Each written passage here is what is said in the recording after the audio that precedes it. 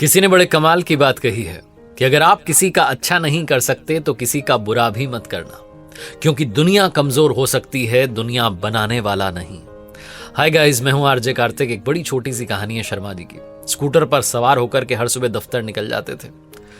एक दिन सुबह सुबह जा रहे थे तो मिसेस शर्मा ने कहा कि वापस आते हुए एप्पल लेकर के आ जाना। शर्मा जी को बात याद रह गई। जब ऑफिस जा रहे थे तो फ्लाईओवर से पहले ही नीचे ही जो है सड़क किनारे एक माता जी बैठी हुई थी और सेब जो है बेच रही थी। इन्होंने अपना स्कूटर रोक लिया और पूछने लगे कि क्या भाव दिए। माता जी ने कहा 40 रुपए किलो।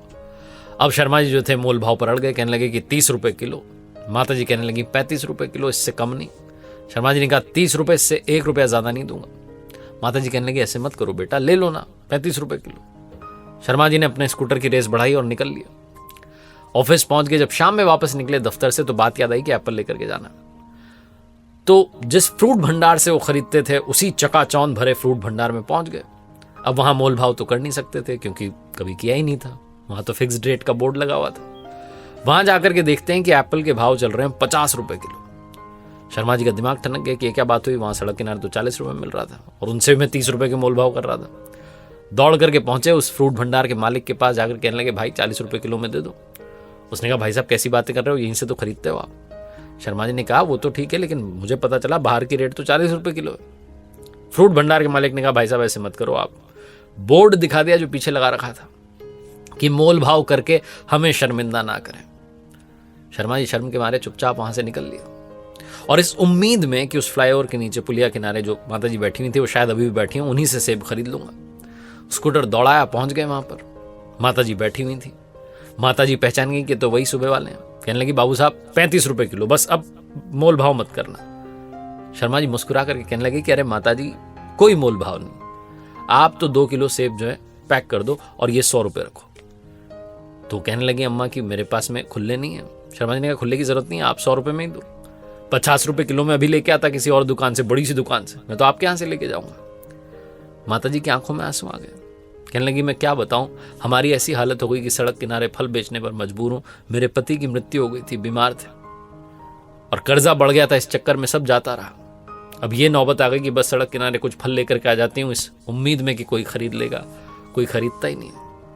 शर्मा जी ने कहा ऐसी बात मत करो, मैं कल सुबह फिर आऊंगा थोड़े और पैसे लेकर के और मेरे पैसे रख लेना, कर्जा चुकाना, दुकान चलाना सब अच्छा होगा। घर पर पहुंचे, जाकर के मिसेस शर्मा को 2 किलो सेब दिए और कहा कि रख लो और मुझे 500 रुपए का एक नोट ला करके दो, कल किसी की मदद करनी है। मैडम ने पूछा कि क्या हुआ, तो पूरी कहानी उन्हें सुनाई और कहने लगे कि हम पता नहीं क्यों मोल भाव करते हैं सड़क किनारे जो सामान बेचते हैं ऐसे लोगों से।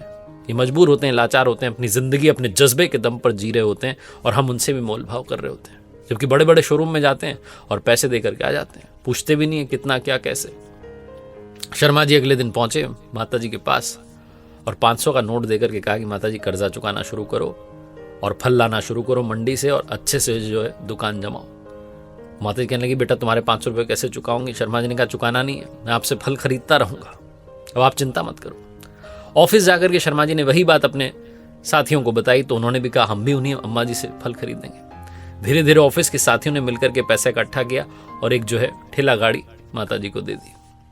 बहुत छोटी सी कहानी जिसका सार ये समझाता है कि आप मदद करते चलिए, ऊपर वाला आपकी भी मदद करेगा। और ऐसे लोगों से मोल भाव करना बंद कीजिए जो अपने जज्बे के दम पर जिंदगी जी रहे होते हैं, क्योंकि हम लोग बड़े बड़े शोरूम में जाकर के पैसा देकर के आ जाते हैं, मोल भाव नहीं करते, हिम्मत नहीं होती हमारी। फिक्स्ड रेट का बोर्ड लगा होता है, लेकिन जो सड़क किनारे खड़े होते हैं उनसे मोल भाव जरूर कर रहे होते हैं। इस मानसिकता को बदलने की जरूरत है।